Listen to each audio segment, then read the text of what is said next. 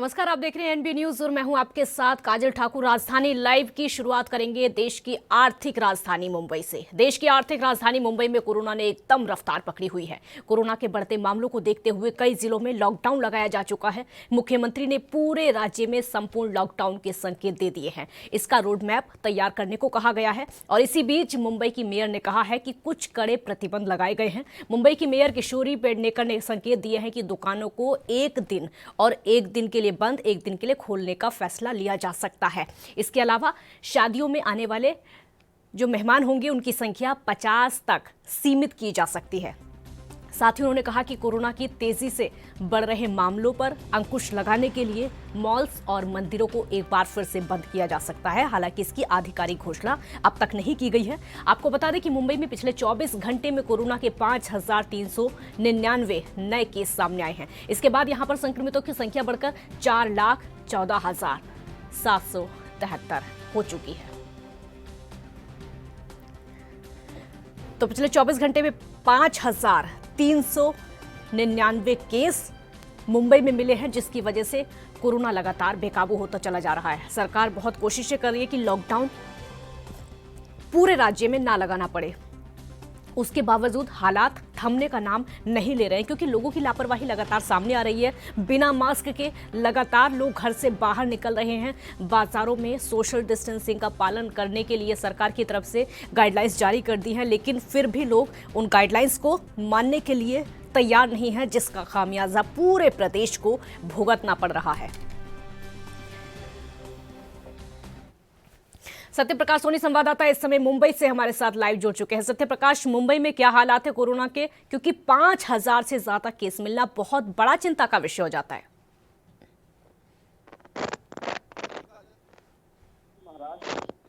Corona मरीजों की संख्या बढ़ रही है, महाराष्ट्र सरकार की चिंताएं बढ़ रही है। ऐसे में जिस तरह से देख रहे हैं पिछले एक हफ्ते से लगातार कोरोना बेकाबू हो गया है। लगातार कोरोना के जो संक्रमण की संख्या वो कहीं कहीं बढ़ रही है। ऐसे में बताया जा रहा है कि पिछले साल के सभी आंकड़ों को पार करते हुए कोरोना ने सभी हदें पार कर दी है। लगातार 8,000 तक जो है मुंबई में जो कोरोना संक्रमण के मरीज मिल रहे हैं, वही महाराष्ट्र की बात कर रहे हैं तो 40,000 तक जो आंकड़ा पहुंच गया वो कहीं कहीं बेहद चौंकाने वाला मामला है। इसको लेकर महाराष्ट्र सरकार लगातार चिंता व्यक्त कर रही है।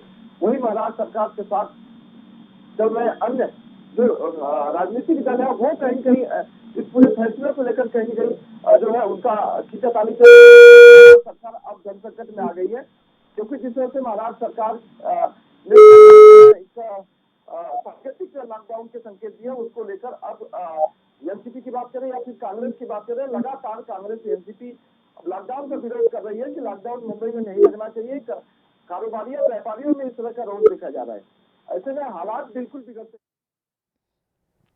तो महाराष्ट्र में लॉकडाउन के संकेत मेयर की तरफ से भी दिए गए हैं और अब तक सरकार की तरफ से जो बैठकें की जा रही हैं उसमें भी लॉकडाउन के संकेत कई बार ठाकरे सरकार की तरफ से दे दिए गए हैं, क्योंकि समीक्षा बैठक अब से पहले कैबिनेट की बैठक महाराष्ट्र में हुई थी, उसमें भी इस तरह के संकेत दिए गए थे कि अगर केसेस लगातार बढ़ते हैं तो इस महीने संपूर्ण लॉकडाउन पूरे राज्य में लगाया जा सकता है। हालांकि अभी भी महाराष्ट्र के कई जिले ऐसे हैं जहां पर लॉकडाउन लगा हुआ है, जहां पर नाइट कर्फ्यू लगा हुआ है। कई जगह ऐसी हैं जहां पर नाइट कर्फ्यू से काम नहीं चल पा रहा है, तो वहां पर संपूर्ण लॉकडाउन लगाना पड़ा है। लेकिन अब पूरे राज्य को बंद करने की नौबत आ सकती है। इस तरह के हालात अगर कंट्रोल नहीं हो पाते हैं, अगर काबू इस तरह के हालातों पर नहीं पाया जाता है, तब जाकर सरकार को ये अंतिम फैसला लेना पड़ेगा, क्योंकि एक दिन में 5,000 से ज्यादा केस मिलना, तकरीबन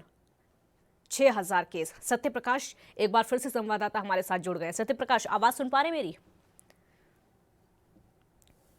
लगता आवाज मेरी नहीं पहुंच पा रही है। तो महाराष्ट्र पूरी तरीके से कोरोना से इस समय बेहाल हो चुका है। सत्य प्रकाश, क्या अपडेट? एक बार समीक्षा बैठक हुई थी, उसके बाद से क्या हालात है? क्योंकि जब समीक्षा बैठक, कैबिनेट की बैठक महाराष्ट्र में हुई थी तो संकेत ये दे दिए गए थे कि वहां पर लॉकडाउन लग सकता है अप्रैल में। देखिए काजल, जिस तरह से महाराष्ट्र के कई जिलों में लॉकडाउन नाइट कर्फ्यू लगा दिया गया है, कई जिलों में लॉकडाउन भी लगा दिया गया है। मुंबई में लॉकडाउन तो नहीं, लेकिन नाइट कर्फ्यू का जिस तरह से पालन किया जाए वो कहीं कहीं लॉकडाउन से कम नहीं है कि रात में 8 बजे के बाद दुकानें बंद कर दी जा रही है। लोगों की आवाजाही पर भी प्रतिबंध लगा दिया गया है। धारा 144 का पालन करना बेहद अनिवार्य कर दिया गया है। इसको लेकर लगातार लोग जागरूक भी हो रहे हैं और लोग मास्क का भी उपयोग कर रहे हैं। ऐसे में जिस तरह से हालात लेकिन उसके बावजूद बिगड़ रहा है, उसको लेकर महाराष्ट्र सरकार लगातार ये संकेत दे रही है कि अगर लोग कानून का पालन नहीं करेंगे तो जाहिर तौर पर महाराष्ट्र सरकार को मजबूरन लॉकडाउन लगाना पड़ेगा, जिसको लेकर महाराष्ट्र मुंबई की महापौर किशोरी पेडनेकर ने कल एक निजी चैनल से बात करते हुए उन्होंने कहा है कि महाराष्ट्र सरकार की लॉकडाउन को लेकर पूरी तैयारी हो चुकी है। ऐसे में कई दफा इसकी लेकर मीटिंग भी हो चुकी है। ऐसे में बताया जा रहा है कि कई कड़े प्रतिबंध लगाए जा सकते हैं, जिसमें ऑफिस दफ्तर को सिर्फ 10% लोगों को जाने की अनुमति रहेगी। मुंबई की लोकल ट्रेन में जो सेवाएं हैं वो सिर्फ अत्यावश्यक सेवाओं के लिए भी जारी रखा जाएगा। उसके बाद मुंबई से बाहर जाने वालों के लिए भी ट्रेन की जो सुविधा है वो करने के काम दी जाएगी। तो तमाम इस तरह की गाइडलाइन है जो आने वाले समय में, यानी कि आज भी इस फैसले को अमल किया जा सकता है। इस तरह की संकेत किशोरी पेडनेकर ने दी है। प्रकाश, कई इलाके ऐसे हैं, कई जिले ऐसे हैं महाराष्ट्र के जहां पर लॉकडाउन लगाया हुआ है, क्या वहां पर कोई असर दिखाई दे रहा है या फिर जो लॉकडाउन लगा है लोग उसका पालन कर पा रहे हैं, उस गाइडलाइंस का, उन नियमों का? देखिए, जहाँ जहाँ लॉकडाउन लगाया गया है मुंबई पुलिस और मनपा बड़ी कड़ाई से उनका पालन करवा रही है। ऐसे में दुकानें भी जल्दी बंद हो जा रही है और जहाँ लॉकडाउन नहीं लगा वहाँ भी कड़ाई से पालन हुआ, लेकिन उसके बावजूद भी कोरोना संक्रमण की जो संख्या लगातार बढ़ती जा रही है, इसको लेकर महाराष्ट्र सरकार की चिंताएं बढ़ रही है। लिहाजा क्या होता है कि जब मुंबई महाराष्ट्र में लोग बाहर से आते हैं तो इस तरह की चीजें संक्रमण की आशंका ज्यादा बनी रहती है। यही वजह की मुंबई महाराष्ट्र से जुड़ने वाली तमाम जो बाहर की ट्रेनें, एक्सप्रेस ट्रेनें हैं, उसके भी रोक लगाने की पूरी तैयारी चल रही है। सबसे ज्यादा चिंता इस समय बढ़ जाती है क्योंकि जितने कोरोना के मामले बढ़ेंगे उतनी ही ज्यादा टेस्टिंग करानी पड़ेगी, उतनी ही ज्यादा सैंपलिंग करानी पड़ेगी। किस तरीके का चल रहा है? और एक चीज और कि 45 साल से उम्र के जो लोग हैं उनका टीकाकरण शुरू हो चुका है, किस तरह का चल रहा है मुंबई में? देखिए काजल, टीकाकरण का काम युद्ध स्तर से मुंबई में चल रहा है। ऐसे में अनचाहा लोग भी जाकर टीकाकरण करवा सकते हैं, चाहे वो प्राइवेट सेक्टर में हो चाहे सरकारी हॉस्पिटलों में। लगातार कोविड सेंटर पे जो है टीकाकरण का काम जारी है और ऐसे में सिर्फ 45 साल के नहीं, अन्य कोई अगर बीमारियों से ग्रसित है उसके लिए भी तत्काल व्यवस्था की गई है कि आप टीकाकरण करवा सकते हैं। तो सरकार लगातार चिंताएं कर रही है। सरकार चाहती है कि लॉकडाउन न लगाना पड़े, सिर्फ नाइट कर्फ्यू से ही काम चल जाए या फिर तमाम जो प्रोटोकॉल बनाया गया उसको अगर लोग पालन करते हैं तो भी चल जाएगा। लेकिन उसके बावजूद कोरोना की संख्या जो लगातार बढ़ती जा रही है, यही वजह है कि महाराष्ट्र सरकार जो संकेत दिया वो कहीं कहीं लाजमी बनता है। प्राइवेट अस्पतालों में 250 रुपए का एक टीका लग रहा है, सरकारी अस्पतालों में कोरोना का टीका फ्री है। कहां पर भीड़ ज्यादा देखने को मिल रही है, सरकारी हॉस्पिटल या फिर प्राइवेट? जाहिर सी बात है, जिस तरह से लगातार मुंबई महाराष्ट्र पिछले 9-10 महीने से बंद थी, लोगों की आर्थिक स्थिति ठीक नहीं है। ऐसे में पैसों की अगर बात करें तो मुफ्त में जहाँ चीजें मिलती है जाए तो वहाँ लोग ज्यादा जाते हैं। ऐसे में देखा जाता है जो सरकारी जो दफ्तर है, सरकारी कोविड सेंटर बनाया गया, वहाँ सबसे ज्यादा भीड़ देखने को मिल रही है। लेकिन प्राइवेट सेक्टरों में भी भीड़ कम नहीं है, लेकिन लिहाजा सरकारी दफ्तरों में सरकारी कोविड सेंटर पे ज्यादा भीड़ देखने को मिल रही है। आपका इस पूरी जानकारी के लिए। तो महाराष्ट्र में हालात पूरी तरीके से बेकाबू होते जा रहे हैं, जिसकी चलते सरकार की तरफ से लॉकडाउन के संकेत दे दिए गए हैं। एक ब्रेक का वक्त है, आप देखते रहिए ANB न्यूज।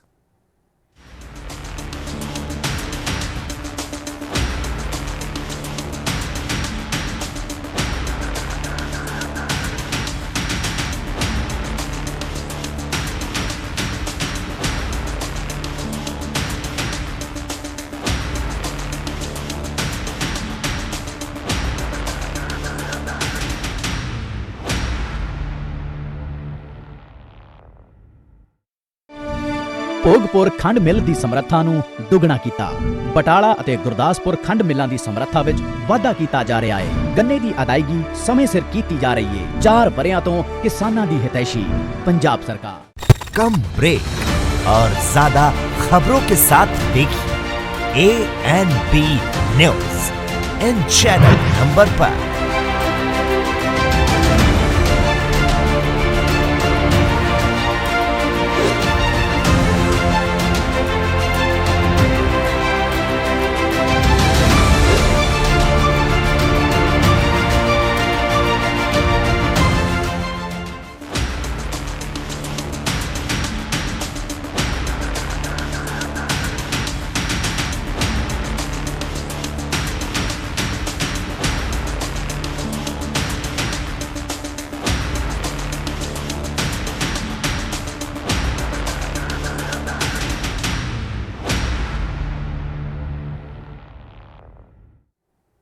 के बाद एक बार फिर स्वागत है आपका। तो बाहरी उत्तरी दिल्ली के बवाना थाना पुलिस की पेट्रोलिंग टीम ने एक शातिर अपराधी को गिरफ्तार किया है जो अंधेरे का फायदा उठाकर हथियार के बल पर लोगों के साथ स्नैचिंग की वारदातों को अंजाम देता था।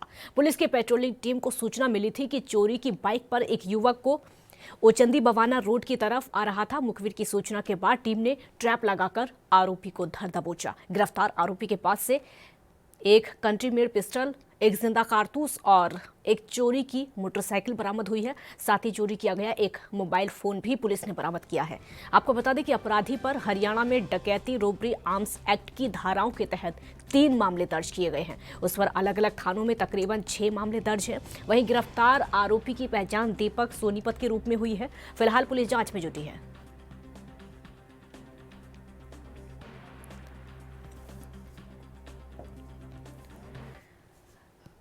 राजीव तिवारी संवाददाता दिल्ली से समय हमारे साथ लाइव जुड़ चुके हैं। राजीव, एक शातिर अपराधी जिसको पुलिस ने गिरफ्तार किया है पेट्रोलिंग के दौरान, क्या जानकारी है?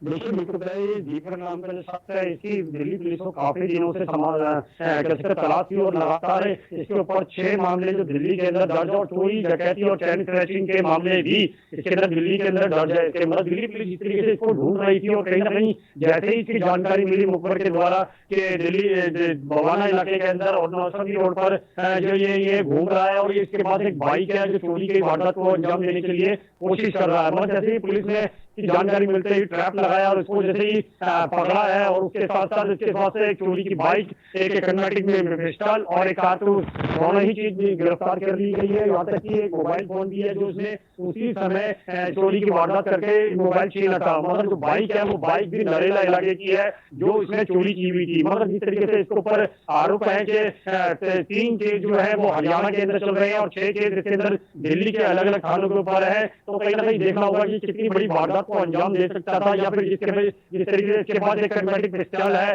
और जिंदा कारतूस भी है। तो कहीं ना कहीं ये बड़ी वारदात को अंजाम देने के लिए आया था और रात के समय ही ये निकलता था और दिल्ली के अलग अलग इलाकों के अंदर चोरी की वारदात को अंजाम दिया करता था। जी, पुलिस की जांच में अब तक क्या सामने आया है? अपराधी अकेला था या फिर पूरा ग्रुप था या फिर कुछ और साथी थे जो कि गायब हो गए?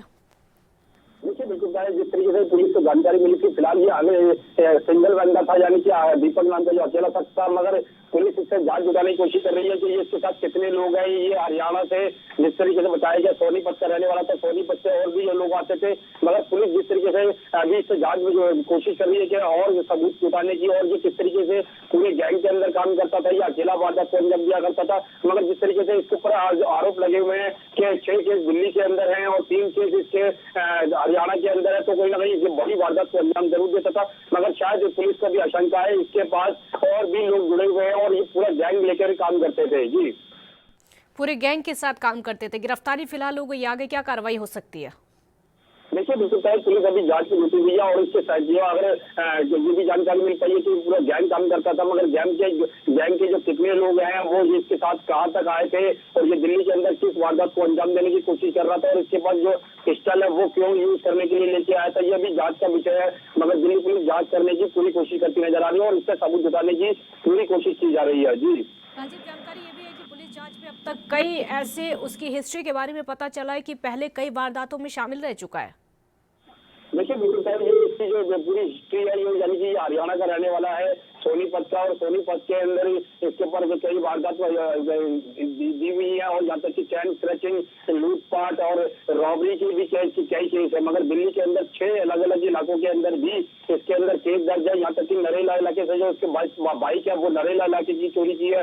मगर दिल्ली पुलिस लगातार और कोशिश करती रही है कि दिल्ली के अंदर और इलाकों के अंदर इसके ऊपर के केस दर्ज तो नहीं है, मगर इसके अंदर भी जांच जुटाने की कोशिश की जा रही है और लगातार इसे सबूत जुटाने की कोशिश की जा रही है कि इसमें कितने मेंबर हैं, ये कितने लोग हैं इसके साथ और गैंग पूरा ये काम करता है। और यहाँ तक ये जानकारी मिल पाई है कि हाँ इसके बाद जो पूरा गैंग जरूर है और गैंग के द्वारा ही ये पूरी वारदात को अंजाम दिया करता था। मगर देखना होगा तब दिल्ली पुलिस के हाथ में सबूत के साथ साथ और कितने सबूत मिल पाते हैं जो दीपक नाम का व्यक्ति है। जी राजीव, सिर्फ चोरी ही ऐसी वारदात नहीं है जिसको लेकर दिल्ली सरकार पर सवाल उठते हैं। कई ऐसे मामले हैं जिसको लेकर दिल्ली की सरकार और दिल्ली की पुलिस लगातार सवालों के घेरे में रहती है, चाहे वो चोरी हो, डकैती हो, अपहरण हो या फिर रेप हो। तमाम ऐसे मामले हैं जिसको लेकर हमेशा दिल्ली सरकार और दिल्ली पुलिस पर सवाल उठते रहे हैं। कहाँ पर कमियां रह जाती हैं, कहाँ पर खामियां रह जाती हैं? देखिए बिल्कुल भाई, जिस तरीके से लगातार जो वारदात को अंजाम दिया जाता है वो कहीं ना कहीं पुलिस की खामियां जरूर रहती है, क्योंकि जिस तरीके से पुलिस को पता होता है कि कौन व्यक्ति किस इलाके के अंदर रहता है और दिल्ली के अंदर कब प्रवेश करता है, ये सारी जानकारी मुखबिर के द्वारा पुलिस को मिलती रहती है। मगर कहीं ना कहीं जब बड़ी वारदात हो जाती है उसके बाद भी पुलिस जांचती है और कहीं ना कहीं इसमें दीपक नाम के शख्स है जो इसके ऊपर 6 केस बताए जा रहे हैं और 6 अलग अलग थानों से हैं, और इसके लिए लगातार दिल्ली पुलिस जो है वो जांच में जुटी हुई थी, कोशिश की जा रही थी इसको अरेस्ट करने की। जैसे ही मुखबिर के द्वारा इसकी जानकारी मिली पुलिस को, पुलिस ने टीम ट्रैक लगाकर उसके घर दबोचा है और उसके बाद से जब ऑटोमेटिक पिस्टल मिली है, जिंदा कारतूस मिले तो साथ जाहिर है। बहुत शुक्रिया आपका इस पूरी जानकारी के लिए। तो चोरी के मामले लगातार देश की राजधानी में बढ़ते चले जा रहे हैं। ब्रेक का वक्त यहाँ पर हुआ है, आप देखते रहिए ANB न्यूज।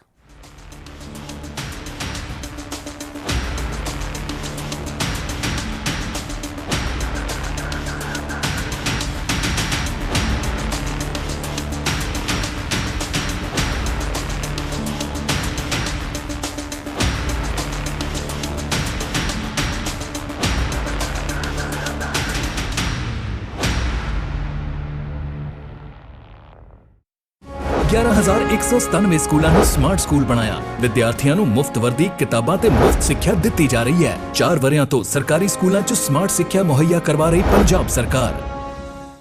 कम ब्रेक और ज्यादा खबरों के साथ देखिए ANB news in channel number पर।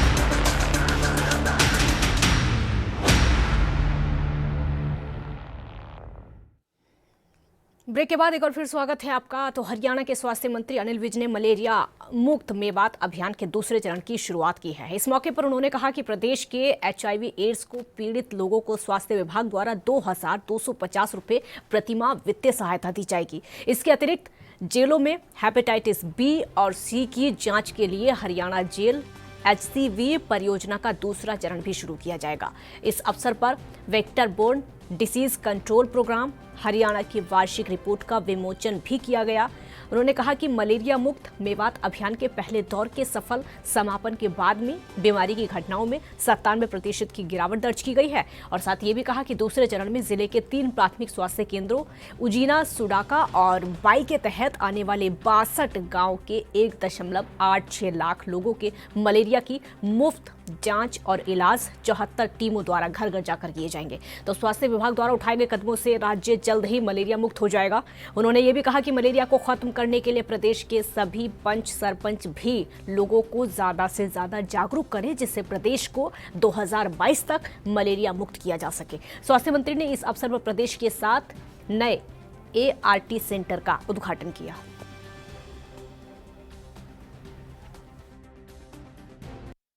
लेकर वीना सिंह ने क्या कुछ कहा, आपको सुनवाते हैं।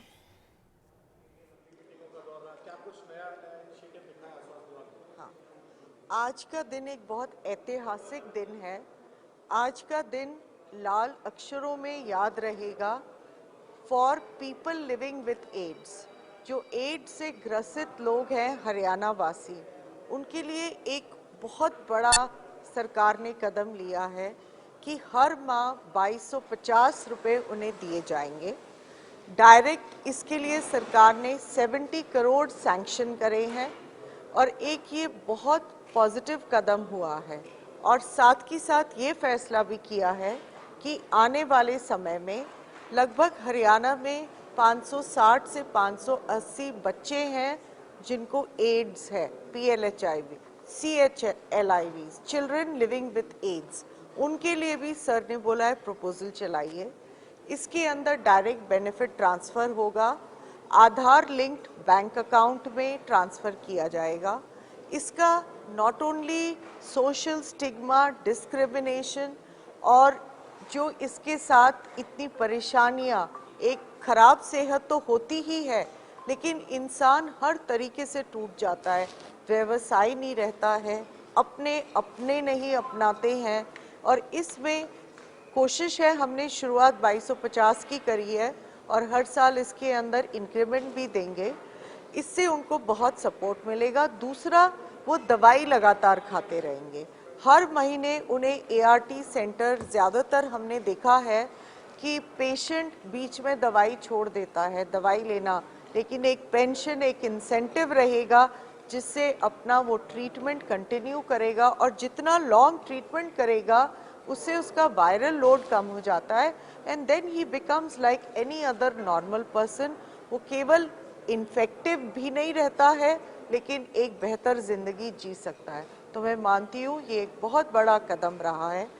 दूसरा बड़ा कदम हमारा आज ये रहा है कि हरियाणा में सिर्फ एक एआरटी सेंटर है, वो सेंटर होता है जहाँ पे एचआईवी के मरीज़ का इलाज होता है, और अभी तक हरियाणा में सिर्फ पीजीआईएमएस रोहतक में था। लेकिन नैको को हमने पिछले 3 सालों से गुहार लगाई कि एक बहुत कम है, और वहाँ पे लगभग 15 से 20 हज़ार मरीज आ रहा है। उन्होंने हमारी बात सुन ली और 9 नए centres in Faridabad, Kaithal, Gurugram, Kurukshetra, Karnal, Panchkula, Hisar and Sirsa. Abhishek Takshat संवाददाता चंडीगढ़ से इस समय हमारे साथ जुड़ चुके हैं। अभिषेक, मलेरिया मुक्त मेवात का जो अभियान है उसका दूसरा चरण, क्या जानकारी है? जी बिल्कुल, देखिए जो मलेरिया मुक्त मेवात का जो है दूसरे चरण की शुरुआत जो है हरियाणा सरकार की ओर से, स्वास्थ्य विभाग की ओर से की जा रही है। इससे पहले जो पहला चरण है उसमें 97% की जो है सफलता जो स्वास्थ्य विभाग को मिली है। अब 2022 रखा गया है कि मलेरिया मुक्त जो मेवात है वो मलेरिया मुक्त किया जाए। उसके लिए सरपंच और जो पंच है उनसे भी जो है इस अभियान को सफल बनाने के लिए जो है मदद या सहयोग देने की जो है बात की गई है। इसमें जो है अब 62 गांवों में 1.46 लाख लोगों के जो मलेरिया मुक्त व इलाज के लिए जो 74 टीमें जो है स्वास्थ्य विभाग की ओर से जो है लगाई जाएंगी, जिससे कि है 2022 तक ये जो लक्ष्य है मेवात जो है मलेरिया मुक्त किया जा सके। इसके लिए जो प्रशासन, स्वास्थ्य विभाग की जो है तमाम जो तैयारियां हैं, इसकी समीक्षा बैठक जो है कल स्वास्थ्य मंत्री एवं गृह जिनके पास गृह मंत्रालय का भी जिम्मा है, अनिल विज के द्वारा जो है ली गई, और उन्होंने तमाम जो एहतियात या जो किस तरह जो है इसका खाका तैयार होगा या किस तरह इस पे काम होगा उसका को लेकर तमाम जो स्वास्थ्य अधिकारियों के साथ जो है लगभग 2-3 घंटे की जो है बैठक जो चंडीगढ़ में उनके द्वारा ली गई, और उसी में जो है अब ये लक्ष्य रखा गया है कि मेवात जो है 2022 तक मलेरिया मुक्त किया जा सके। जी, 74 टीमें जो हैं घर घर जाकर जागरूक करेंगी। उसके साथ ही ये भी है कि पंच और सरपंच जितने हैं वो भी अपने स्तर पर लोगों को जागरूक करेंगे। किस तरीके से, क्या उनका रोड मैप होगा? जी बिल्कुल, देखिए जो पंच सरपंच की जो पहुंच है कि हर गांव तक, हर गांव के हर घर तक की रहती है, तो उनसे जरूर इसमें सहयोग मांगा गया है। उनसे जो है ये मुहिम चलाने के लिए सहयोग या अभियान चलाने के लिए या जागरूक करने के लिए उनकी अहम भूमिका जो है पंच सरपंचों के रहने वाली है, क्योंकि वो हर घर तक उनकी पहुंच रहती है। वहीं जो 74 टीमें हैं वो भी घर घर जाकर जो है अवेयरनेस और जांच और इस अभियान को 2022 तक जो है सफल बनाने में पूरा अपना जोर लगाएंगी। इस तरह की स्वास्थ्य विभाग की ओर से जो है तैयारी की गई है। दूसरा चरण होगा। पहले चरण में जो है मलेरिया मुक्त जो मेवात है उसमें स्वास्थ्य विभाग को काफी अच्छा 97% की जो है सफलता प्राप्त हुई है। अब जो रह गया 30%, 100% ले जाने के लिए 2022 तक का जो है स्वास्थ्य विभाग की ओर से लक्ष्य रखा गया। और वहीं जो कल एक इस बैठक में जो बड़ा अहम फैसला जो कहा जा सकता है हरियाणा के स्वास्थ्य विभाग की ओर से या सरकार की ओर से, उसमें जो है HIV जो पीड़ित है उनके लिए 2250 रुपए की जो प्रतिमाह की जो पेंशन की जो निर्णय लिया गया है, ये एक बड़ा निर्णय इसको जरूर कहा जा सकता है, क्योंकि इस मौजूदा समय की बात करें तो 17,000 लोगों को इसका लाभ मिलने वाला है, और इसके लिए जो है 70 करोड़ रुपया मंजूर भी जो है कर दिया गया है। और वहीं जो इसमें 560 से 580 बच्चे हैं जिनको एड्स है, ऐसे बच्चों को भी पेंशन के लाभार्थियों में शामिल करने की भी जो है इस बैठक में चर्चा की गई है। तो कहीं ना कहीं ये एक बड़ा फैसला जरूर कहा जा सकता है कि जो हरियाणा सरकार की ओर से HIV से जो ग्रस्त हैं उनको जो है पेंशन का जो है लाभ देने की जो हरियाणा सरकार की ओर से मंजूरी दी गई है, और स्वास्थ्य विभाग ने इसका जो एक अहम फैसला लेते हुए इस तरह का जो फैसला लिया है, तो ये कहीं ना कहीं एक बड़ा फैसला जरूर कहा जा सकता है। और वहीं जो अब एड्स के जो मरीज हैं, जो HIV से ग्रस्त जो मरीज हैं, उनके इलाज के लिए जहां पर एक सेंटर था, अब जो है 9 अन्य ART सेंटर की भी जो है शुरुआत करने की बात की गई है। तो अब कहीं सिर्फ पहले PGI रोहतक में ही इस HIV ग्रस्त मरीज का इलाज होता था, अब ऐसे मरीज फरीदाबाद, कैथल, हिसार, गुरुग्राम समेत नए ऐसे सेंटरों पर जो है अपना इलाज जो है करा सकेंगे। जी, सॉफ्टवेयर लॉन्च किया गया है, कैसे इसका फायदा उठाया जा सकता है और किस तरीके से? जिस सॉफ्टवेयर में रजिस्ट्रेशन इसमें जो है अपना नाम दर्ज करवाना पड़ेगा, उसके बाद सारा जो डाटा है स्वास्थ्य विभाग के पास आ जाएगा, और उसके बाद जो है जो स्कीम के तहत जो लाभ होगा उन व्यक्तियों को जो है इसका लाभ दिया जाएगा। तो इस तरह का जो कल बैठक में कई जो बड़े अहम फैसले लिए गए, जो HIV ग्रस्त मरीजों की पेंशन का, और वहीं मेवात 2022 तक मलेरिया मुक्त करने का, और वहीं इस तरह जो अब एक अंतरा सॉफ्टवेयर की भी जो कि आपने जिक्र किया, हेपेटाइटिस B चेकअप का मुहिम चलाएंगे, क्योंकि जेलों में अमूमन देखा गया कि हेपेटाइटिस B के जो है केस सामने आ रहे हैं, तो उनकी जांच का जो है एक नया जांच के लिए एक अभियान चलाया जाएगा। बहुत शुक्रिया आपका पूरी जानकारी के लिए। तो नई शुरुआत की गई है मलेरिया मुक्त मेवात की। राजधानी लाइव में फिलहाल इतना ही। आप देख रही है ANB न्यूज। नमस्कार।